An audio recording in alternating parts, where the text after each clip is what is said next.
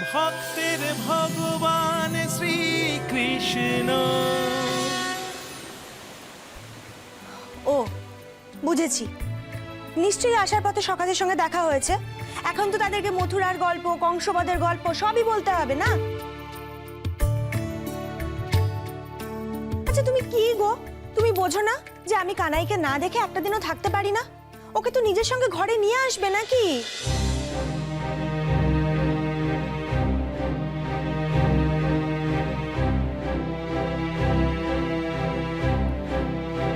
কি হলো কি তোমাদের? এতদিন বাদে ছেলেটাকে নিয়ে বাড়ি ফিরলে মুখখানে এমন করে আছো যেন কানাই ফেরেনি তোমাদের সঙ্গে, সে মথুরা দিয়ে থেকে গেছে। কি হয়েছে তোমাদের? কানাই কোথায়?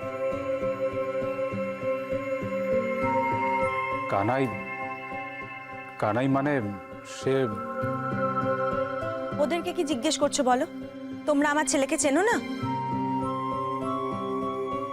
সে তো সখাদের সঙ্গে গল্প করতে পারলে আর কিচ্ছু চায় না। বাড়ি ফেরার কথা কবে মনে থাকে তার?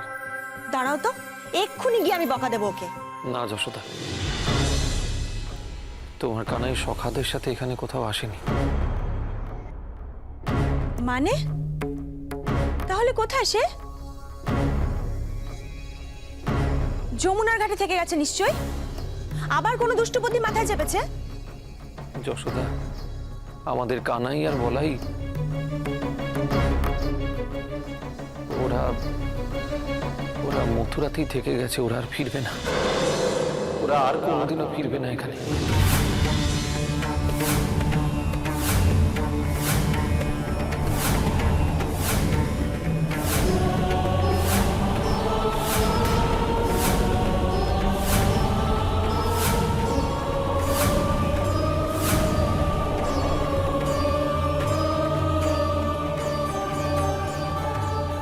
দেখো, তুমি জানো যে আমি অনেক রসিকতা পছন্দ করি, কিন্তু কানাইকে নিয়ে এরকম রসিকতা আমার মোটেই পছন্দ না।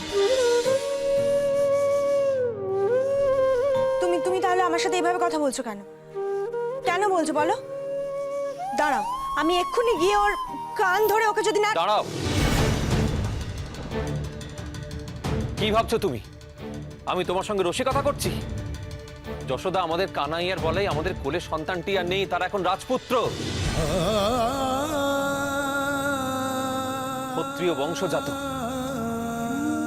তুমি কি জানো যে মহারাজ উগ্রসেনের রাজসভায় তারা কত গুরুত্বপূর্ণ পারিষদ?